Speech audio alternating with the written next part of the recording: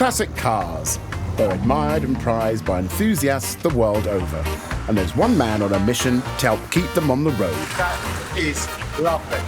This is Colin Denton. He's passionate about classics and a font of knowledge. Do you know what the best thing for that? Probably some baker foil and some water.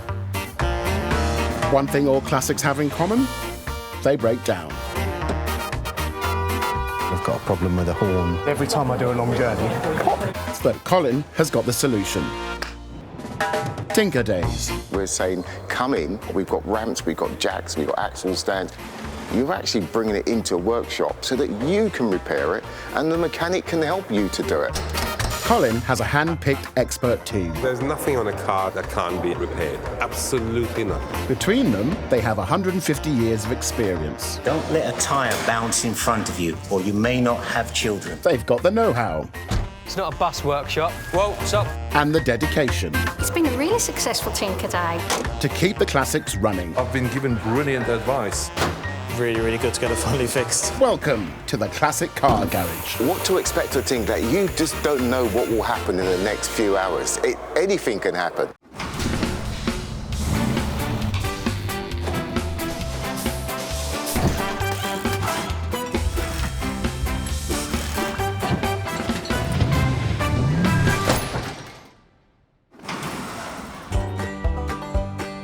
In today's Tinker session, Mark delves into the inner workings of a Lincoln Continental. So these are the vac pipes here. Yeah, so this comes off of the vac line, comes off the back of the engine, so you can tell here that you've actually got a vacuum on the system. A 16-valve GTI suffers a puzzling reliability issue. We've got 12.58, 12.59, and that's a good number because 12.6 is the official voltage for a fully charged battery. And a Mercedes 280 CE proves a testing tinker. What as the old saying goes, necessity is the mother of all invention, yeah? Well, that's plenty of that going on here.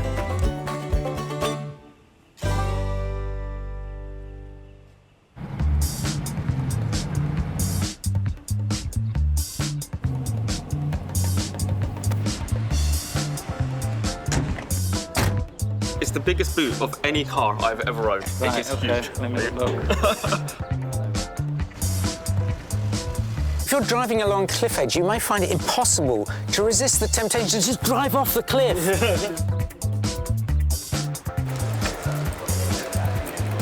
Oh, I love it. This is the first thing I do every morning. Most people go for a walk. I'll get the chopper out. In the week, Colin runs this teaching garage in Enfield, North London. But come the weekend, it's all change, when he and his team welcome classic owners to the workshop. Yes. Morning. Now I'm ready. See what we've got coming in today. Exciting day ahead. Let's roll on. It doesn't matter if it's wind, rain or snow, classic car owners just want to get under the bonnet. If you were to bring anybody's car in here now, they'd all say exactly the same thing. Can I have a? Because they want to get started. You can't get better, really, can you? Today's Tinker Day is very personal for Colin. Right, gents, good morning. Morning. It's Tinker Day. We've got an Austin A40 Fina coming in. It's a 1960, a car that I have a lot of fond memories about. It's the same colour as my father's car. My father had his in about 66, 67. One of the things I remember at a very early age is how much he cleaned it and how much my mother complained about him cleaning it. But my dad's, I used to love it. A long, long time since I've seen one, but it'd be great to have one in the shop. Yeah, are we all good? Yeah, Okay. Cheers. Have a good tinker.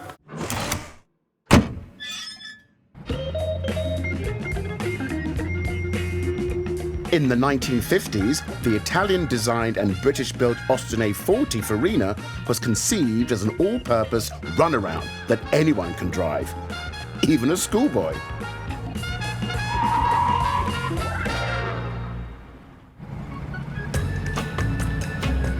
First into the classic garage today is this Mark I model.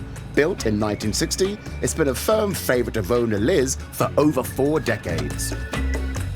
I got my first one, which is a Mark II, in 1978, and I've owned 5 of them. It's quite a rare model now because people didn't keep hold of them. It was one of the classic cars that nobody could understand why anybody would own, and that appealed to me. I like to be a bit different. And now people are saying to me, oh, I love your car. But Liz is the first to admit that her Austin's in need of some loving attention. I went to a show a few weeks ago and the guy said, oh, your engine bay looks really sad. And I said, oh, well, I'll just keep the bonnet shut. But really, I would like to open the bonnet and let people look at my very nice engine, which is now going to be hopefully cleaner than it was. Good morning. Good morning. You have bought us one of my favourite all-time cars. Oh, that's nice to hear. A car that I grew up with. My father actually owned one of these, and haven't seen one for years. I think this is the only one that's left. Thanks for bringing this fabulous car in today, and I can't wait to get it into our workshop. Liz is hoping to use her tinker session to get the Austin's engine bay cleaned up ahead of displaying the car at an upcoming show.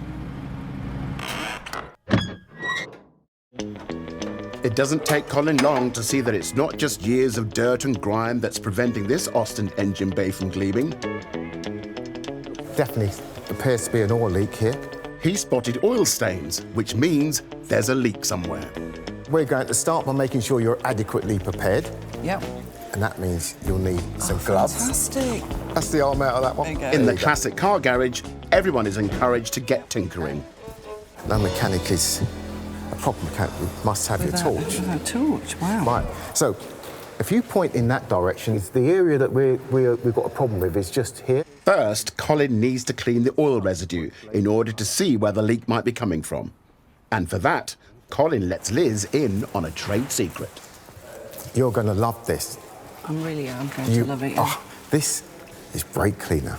And it is a fabulous assistant to every mechanic. And because you've got the coat on and the gloves, you are a mechanic now. The first thing you've got to do is to prime it. That's it. Is that all right? You're done? We're under pressure. Right. She did brilliantly. I'm running out of engine. An excellent student. The harsh chemicals in the brake cleaner break down and wash away all the elements in the oil and dirt that's built up over the years. It's even revealing the true colour of Liz's motor. You've done a brilliant job. This engine is green. It's underneath all that muck. All that muck. Right, Colin, I'm ready for you now. That's it. Right. See, I do the greasy bits. This is exactly where I wanted it to get to. Now Colin can see all corners of the engine and his suspicions of an oil leak are confirmed.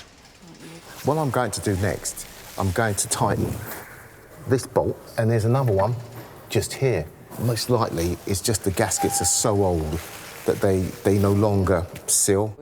Colin suspects that the engine side plates are loose and that oil is escaping through the gasket. The first bolt, it's loose. It's loose, wow. The back bolt, yeah, it's loose. Loose again. I'm very excited. That's fabulous. So it's not good that it's loose, but it's good that you found that it's loose. It's and loose, yeah. The oil leak might be resolved. With the bolts tightened, there's only one way to find out if Colin's fixed the problem. I'm just going to ask you to start the engine for me, please. When the engine's running, the oil is under pressure and would leak out of any holes that shouldn't be there. What do you think? Looks dry. Yeah. It's a happy engine now. A happy car, happy engine. Liz's Austin engine is now clean and free from oil leaks.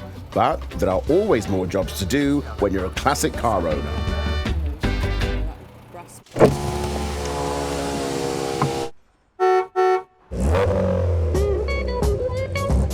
Putting into the workshop next is a Mark II VW Golf GTI. But this isn't any old hatchback.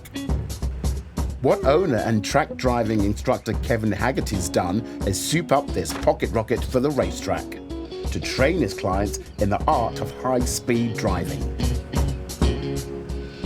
We are standing next to a Golf GTI 16 valve. It's a 1991 car, but it's been totally modified for racing. So it's not a road car, it's actually a proper race car.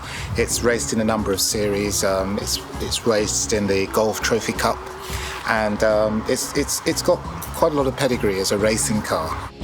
For customers coming on a track day with us, it's really important that the car is really reliable, because if it doesn't work on the day, then that's the whole day ruined, and we just do not like to let people down. The mechanic taking on the responsibility of keeping that reliability up is Amand. Hey, how you doing? Not bad. Good to nice see you. to see you. Nice to see you. And you are? Amand. Amand. Good to meet you, man. Yeah, Good nice to meet you. Yes, yes. I see you've got this lovely race car for us. Yeah, and I'm so pleased to see you because I'm hoping to walk away with a smile on my face. And maybe learn something as well. Yeah, hopefully we can do that.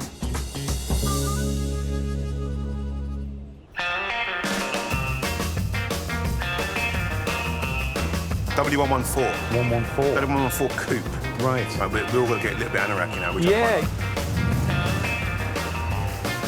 When I think of TV shows from that time, I see this car a lot, you know. A little bit more. The classic car garage can see as many as 20 cars tinkered on in any one day. On hand, prepping for another imminent arrival is Mark, one of the garage's mechanics who's a whiz at all things electronic. That's it, it's all working. These tools here are like an extension, it's like my third arm. Got everything in here I need. Basics of a torch. Got an amp clamp to measure amp draw. We've got a pick set. And we've got some trim tools. I'm sure that as we move through on our tinkering, I'll add to this collection. But it's a great start. I love gadgets. They call me Mr. Gadget. I'll repair anything. You know, I'll even take someone's telly off the wall and try and repair it if it's faulty. So whether it's a classic car, whether it's nailed to someone's house, bring them in, give me a fault, let's start tinkering. Mark's expertise is about to be tested by the next classic on the list for today's Tinker session. A fine example of American automotive history, the Lincoln Continental Diamond Jubilee Edition. The owner of this luxury lounge on wheels is lorry driver Matt Rayner, who bought the car at auction a year ago. We have the 460 cubic inch engine, which is 7.5 in modern money. Round the back, we have the stereotypical, very plush, with the optional vinyl covering. Round the side, we have the opera windows. I don't know if that's actually a real diamond. I wouldn't be surprised if it is. These louvers are actually functional because this engine, the 460 engine, was used in the pickup trucks. It is monstrous and it runs really, really hot. This car was the pinnacle of luxury in America. It's a weekend car that puts a smile on my face when I go out in it, and it puts a smile on other people's faces. Hi, I'm Mark. Matt, nice to meet you, mate. Nice to meet you, Matt. This is a beautiful car, isn't it? Yeah, it's not a bad old bus. Yeah, it's a beast. Look at the size of it. Yeah, 5.8 metres long. Wow, yeah. There's only one car that's longer, I think. Right, OK, what's that? That's a Cadillac Eldorado. Well, look at the size of it. Let's see if we can get it in. Let's you get got it into round the big shop. enough? Well, we'll certainly have a look. A car of this size doesn't like small spaces. It's not a bus workshop like this thing, but we will get there. Keep going. Yeah, start swinging it round. Whoa, stop.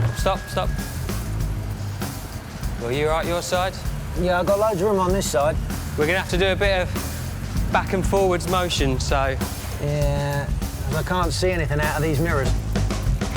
Keep coming. Bit more on the lock. We're almost there. Stop there. Happy where she is? That's it. Perfect. Right. Well done. It's definitely not going on the ramp. Nah. Didn't think so. She is a bit of a big girl. Yeah.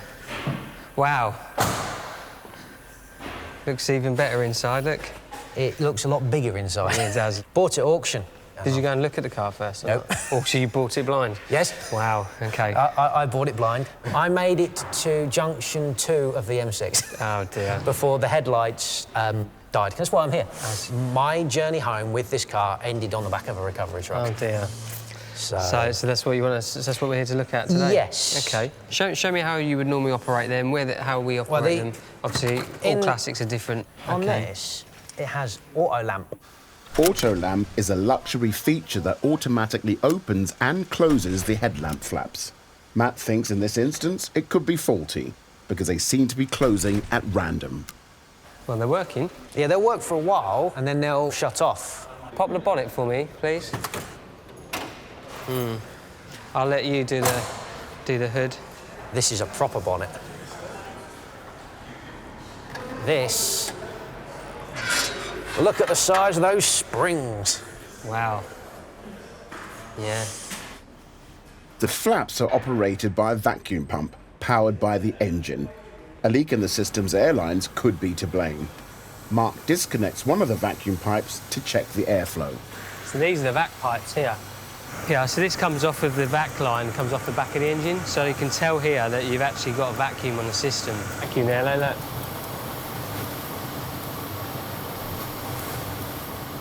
Once the pipe is reconnected, he can check the lights again. Switch the lights on and off a couple of times.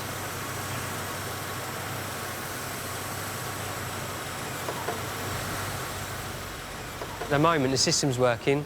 We've got vacuum, so to me, it's probably something to do with a switch inside the car. So an electrical thing now. Something electrical that's supplying that vacuum. The auto lamp function is controlled by a pull switch on the dashboard. So they're on. Right, that's auto lamp off. So if I pull that out... So they're on, that's it. So that's auto lamp off. Yeah. Now they shut. But when in doubt, read the manual. The optional And Lincoln's holds the clue to solving this particular mystery.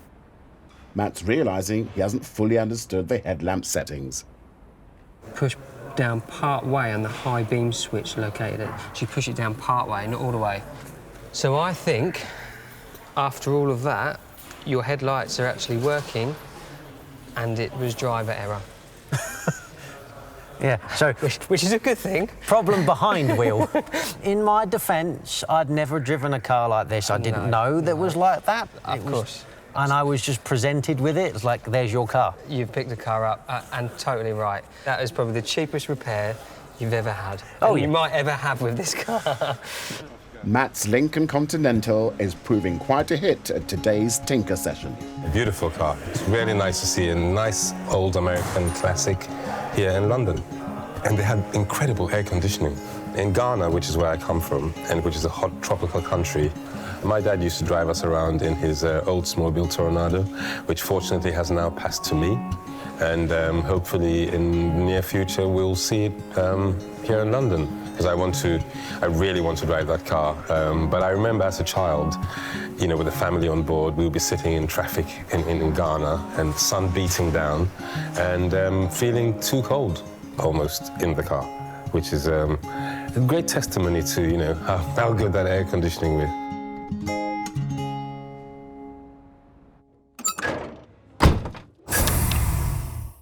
Okay, do we have our handbrake on? We do? Yep. Over in the end bay, a man's assessing the Golf GTI. Kevin has the tools and parts to keep the car running, but he's come across a recurring issue and is relying on a man's expertise to help solve it. The car often struggles to fire back into life after a hard session out on track.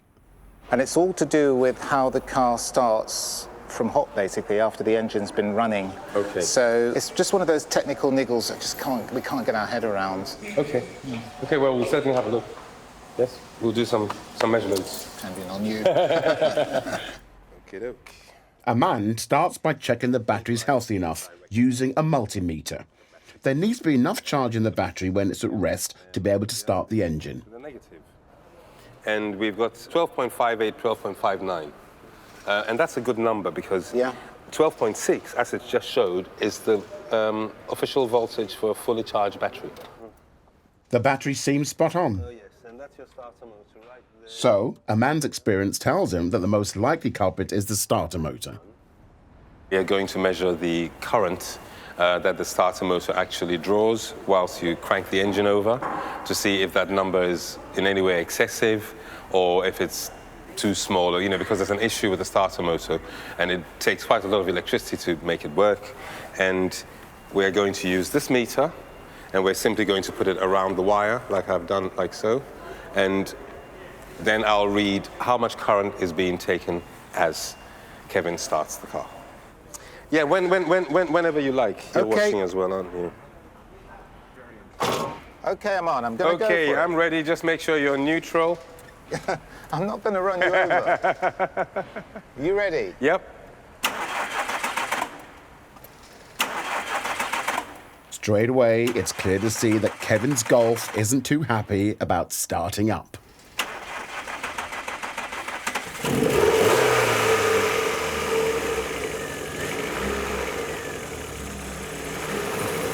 Well, OK, turn it off, Kevin.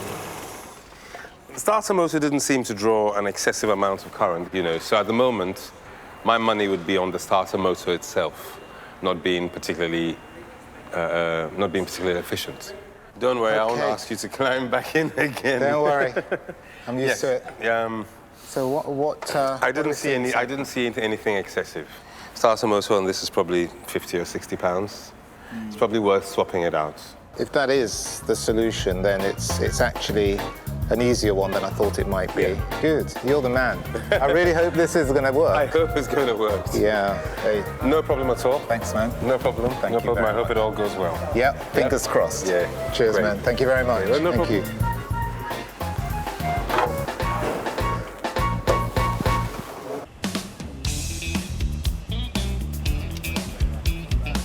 I couldn't figure out what the knob was. It's this, like, you have to put your hand through the steering wheel to get to it, and there's a little knob. Normally just pushing it along the road. That's my normal position. Mark's been working on Matt's Lincoln Continental. One issue's been sorted, but before Matt can cruise home, Mark wants to give this American classic a final once-over. This one's definitely a lot dimmer than this one. Brake light. Brake light. Right, brake off. Right, come and look at this for a minute. You've got a problem here. See that light is much brighter. Yeah. And watch when I stick my foot on the brake. Foot brakes? Yep. That's stuck on. Yeah. That top bulb. It's stuck on. Still got a fault with that light? Yeah. Yeah. So we can have a look at that as well. An unexpected problem for the car, and a new worry for Matt. But for Mark, it's an opportunity to get him tinkering. See here? Yep. You'll be able to undo that. You'll be able to pull that out. So I want you to have a go. You can come around that way or do it that way. If you I'll have a crack at it. Have a crack at it. Part of this is I'm trying to get Matt to do his own tinkering. Really, it should help him build his confidence. So when when he's at home, he's got that better understanding of that system. And the next time, if this bulb goes, he can then go straight back to it. And it's all right. Get in there. Yeah. Right. Top bulb is out. Top bulb's out. Brilliant. Yes. Okay. So normally, what you've got here is you've got two elements. So one's brighter than the other. Oh, yeah, for your brake light. Your brake light. So it looks to me that it was put in the wrong way. Try and put it in. Oh, there we go. There you go. It actually pushes the whole lot down. Right, it's gone back in. Oh, no, I'm dropping stuff. I think I might need to help him out in a minute. Matt's managed to install the bulb correctly, but fixing the light back in place is more of a challenge. Just rest it there for a moment. Let's check the light. OK, and then if it is, then we can mess about with fitting it back in. Well, if you've got clean hands now, so you can go start it up. Oh, so you're the boss now. Well, I don't want to get dirty hands all over my Tiffany carpets. Side lights? Yep, side lights are good. Same colour? Yes, nice and dim, yeah. Yeah, better? Yep, hit the brake. There's a bit of brake light. Yep. Way! Yeah. We fixed it. I fixed it. This is what happens when you get a vehicle that's, been tinkered by other people, and that one little mistake where they've just put it in the wrong way could potentially cause an accident. And clean this stuff off now. You're now a tinkerer. My job involves getting my hands dirty, so I'm no stranger to it. I just don't like it. You're learning as you're doing it, and that's what I'm here for. That's what I've come down for. Being able to sort out my own problems without having to go to a garage. Lights, oil, maybe spark plugs. I could be able to do myself. Carburetors, maybe, dare I say. Thank you for coming down. No worries. What I'll do is we'll shut everything up. I'll see you out of the workshop. Yep, and I'll take a nice leisurely drive home. Yeah, brilliant. With the work on the Lincoln finished and a man on his third cup of tea, Colin's given the Austin's bumpers some much-needed attention. I'm actually doing one of my favourite jobs. Quite often, when you look at chrome work on a car, particularly bumpers, you'll see that the bumper is slightly blistered, and through the blistering, there are rust spots. So this is where it is when it hasn't been cleaned. And I'm going to show you just now what happens after just 5 minutes.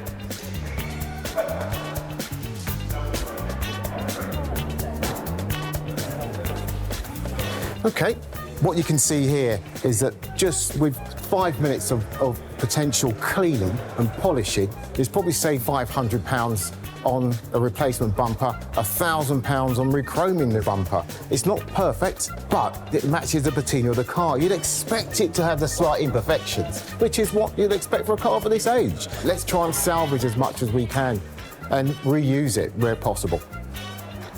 Yeah, that's really good. The work on the Austin's almost complete. All that's left to do now is attach the classic hand-painted badge to the front of the grille to get this Austin show ready. I can see there's a little washer that's been dropped. I'm gonna fetch that washer out. A washer's fallen behind the grille. A tricky challenge for most. But Colin's got a clever solution. AF. So I'm going to go and find a small spanner. Okay. And a magnet. And a magnet. So it's inspired me to clean the car now. Right, little magnet. You dropped it. Oh, the washer, the washer. So the washers, yeah, we've just replaced that with a new one. It's just now to tighten up on the 5/16. This is all done. I think this is the bit I'm pleased about most. Oh, is it? No, and the rear bumper. Well, I think it's a great idea, a great facility to be able to use, and it's really inspired me to think that maybe I'll get more involved in maintaining my own vehicle, with rubber gloves, of course. That's it, lovely. This is what tinkering is all about. Putting that smile on somebody's face. They've come in with a problem, they've left without the problem, and thought, you know what, I'd like to come back and do this again. Drive safely. Thank you, bye-bye. Bye.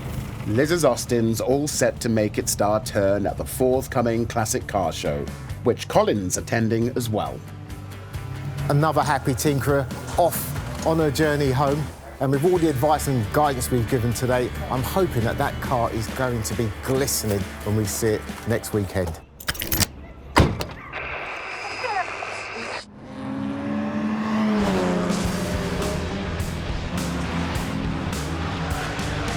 Brands Hatch, one of the UK's most iconic race circuits. Today's track day will see ordinary drivers getting a chance to hit this hallowed tarmac at high speed. Cars need to be in tip-top condition to survive the rigours of the day, and that goes for Kevin's 1991 Golf GTI 2. Following advice from the VW's Tinker Day, Kevin's business partner Darren has fitted a new starter motor. So here we have the motor. Oh, and it looks just like the new one. It's the ultimate test. Kevin's hoping that his VW has turned a corner in its reliability and will avoid disappointing his clients. Well, look, let's enjoy the sunshine and have a great day. Yep. I woke up at about 3 o'clock this morning and I thought, I so pray that solution works. So absolutely, because everything is dependent on a man's advice. We've done the work, and I'm just keeping my fingers crossed, because obviously, if it doesn't work today, we've lost the day, and that's pretty embarrassing, not the least to say disappointing for our guests. Okay, so off we go, please. Second gear, good. And more onto the power, please. That's it. Go on. Third gear, please. Good. Go. Good. Keep wide. Look for your apex. Power. Power. That's it. Power. Power. Now brake. Brake. Get your braking in. Brake. Brake. Brake. Brake. That's it. There's the apex. Good. When I say brake, I mean brake. Go. On the throttle. On the throttle. Thank you. That's my man. Good. After 3 laps, it's back to the pits to change drivers. Good. Excellent. So we'll switch it off, please. Well done.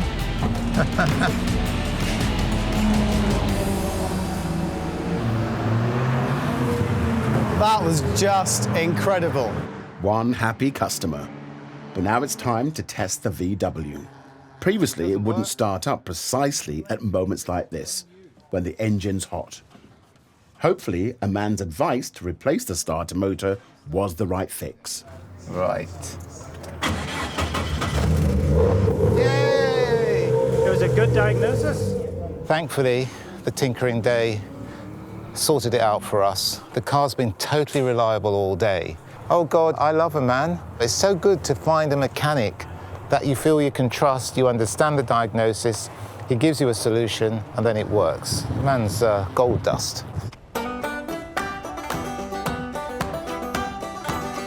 Here we go. Yeah. Heated rear window. Here it is. Fit radio via push button. Yeah. And With twin speakers.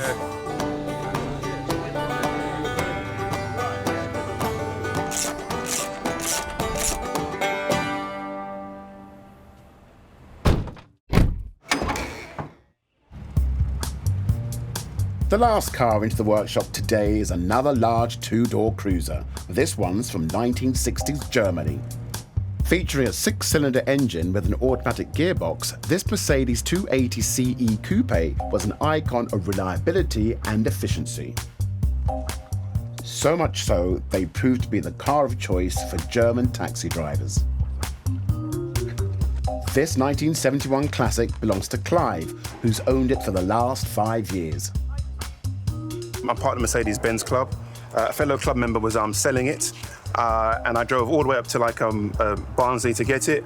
I saw the car, fell in love with it, and it's something that I just had to buy, really, to be honest with you. It's had the works done underneath. It does have a little magic trick. It's actually on air ride suspension. It's what they call in the traders, bagged. I'm a big fan of personalised number plates. It's like lipstick on a car.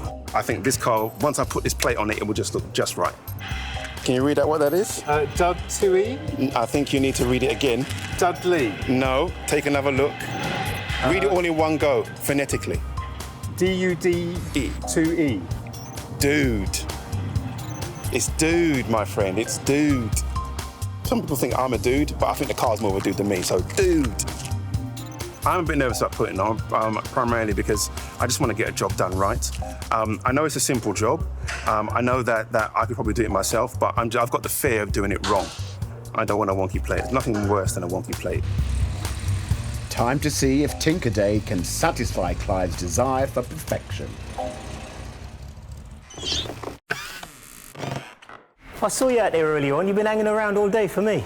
That's so nice of you. Taking charge of this particular tinker is classic car garage mechanic Nick, who happens to be a member of the same classic car club as Clive. What I bought a car in today for is just to get a number plate change. Ah, okay. Very simple job. Yeah. Am I just guiding you through the process? Would you like to get involved? I personally would rather if you did it. Okay. Ideally, I'd like them glued on. Glued, My reason right. being is that obviously the actual screws, I don't want the screws to go for the silver, and I think it would look really, really great glued Smarter. on. Yeah. Most importantly, I think it will just look perfect. Set it off. It'll just set it off. It's like lipstick on a beautiful person. Okay, fair enough. I suppose. What else can one say? The number plate and its backing plate are usually attached to the car using the same 2 screws.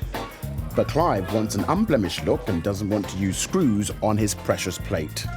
So, Nick's solution is to use an adhesive instead. But this poses its own challenge. Always tinker with the right man for the job. Getting a flush finish on this plate is not as easy as it sounds, so garage boss Colin has come to help. I'm glad now I didn't do it, and I left it up to him. We need an indent like this in here. So where this is indented, that screw then sits flush. So what we need to do is somehow create what we have here along here. Okay. There probably are special tools that you could use to do this job, but at this stage of the game, we don't have anything specific, so I'm looking to see what else can be used as an alternative. This problem's got Nick drawing on all his 42 years of experience working with cars. Well, as the old saying goes, necessity is the mother of all invention, yeah? Well, that's plenty of that going on here. I think I've got everything I need, although you can never sure until when you realise you haven't. Having been given this task and then realising that it's not going to be as straightforward as was first thought, the only way that I can think that I can get this done without using the screws through the number plate is to put a depression in this area along the slot, similar to what's here at the corners, so as it'll actually sit down at a lower level and doesn't stop the plate from sticking to what should be a flat surface. And to do that, what I intend to do is to put a depression in this bit of wood, and then I'm going to put the bit of wood underneath the metal and then bash the metal down into the depression. Now, it's yet to be seen as to whether that will be successful. The hope is to create a recess for the backing plate screws, so the new plate should sit flush on top. So that looks deep enough. I'm going to now set that like that. And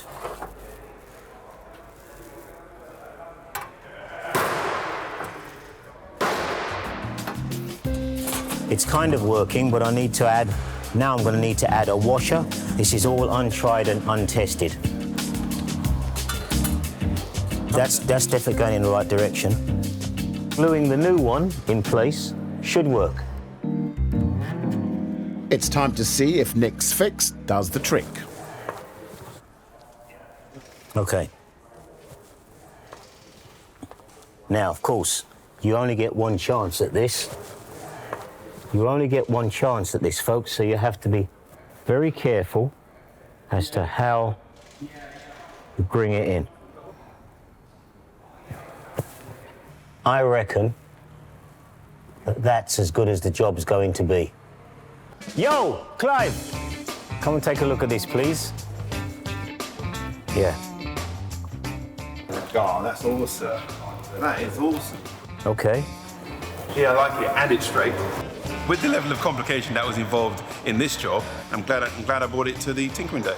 The car has always been a dude, and it'll take me a lifetime to be a dude, but hey, I'm trying.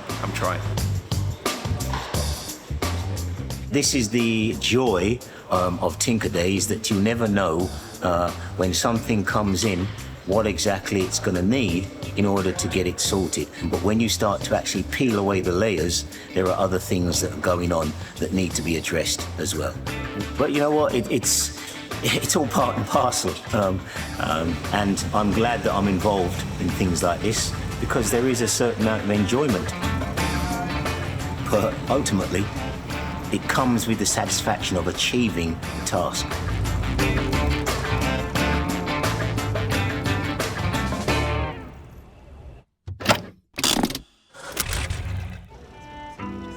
Colin and his partner Carmen are enjoying a day out at a classic car event.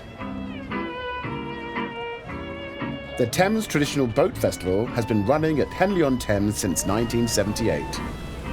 It was an event held to show appreciation for traditionally built boats that were starting to disappear from the river. It now plays host to displays in the air and on land as well, and today promises to be a great day for classic car enthusiasts too. Liz has brought along her newly badged Austin A40, which people should hopefully now recognise as such.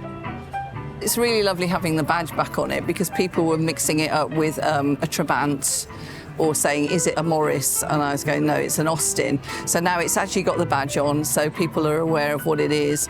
As we drove in, someone said, oh, I owned one of these. So there's lots of people who have an interest in the car, because it's sort of a car that was accessible to lots of people, and a lot of people started their driving careers in an A40. It evokes memories to people, you know, of when they were young. Liz's pride and joy is already getting some attention. First ever car. I hadn't passed my test. I had it for about a year. Yeah. And I failed my test, bought a motorbike instead. 46 years ago, my mum bought it. £100. Oh, your mum bought it. Oh, that's lovely. What a lovely story. Well, it's nice that it brings back a memory or a nightmare, whichever. There's one car in particular Colin's keen to see. Liz. Oh, hi, Colin. Good to see you again. Nice to see you. Yeah, lovely. And the car's looking clean. It is. I've cleaned it. And the badge. Well, the badge, yeah. You've done a great job on that one. Yeah. Once a tinkerer, always a tinkerer. As soon as a bonnet's lifted, Colin can't help himself. The work you did on Sunday, in terms of cleaning the engine down, most of that is really looks great. But we have a little bit of residue around here, haven't we? Is that petrol residue? I don't know what it is. It looks like a mixture of petrol and it may be a little bit of oil as well. Could be part of the engine breathing system. Yeah. So the engine has to breathe like we do, and it breathes out through the crankcase. But it may need a part, but I think before we get to that bit, let's see if we can recycle and repair what we've got. Okay. As with any classic car, anything can happen in the next 24 hours. It's just the way that they are. But it's why we actually love them so much. You never stop tinkering. There's always something that you can do.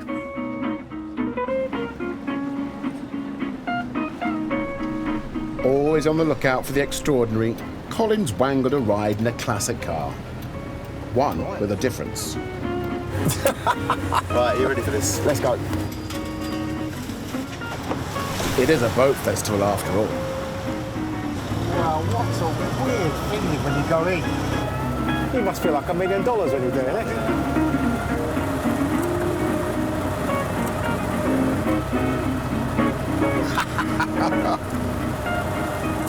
Colin's desperate to take the wheel.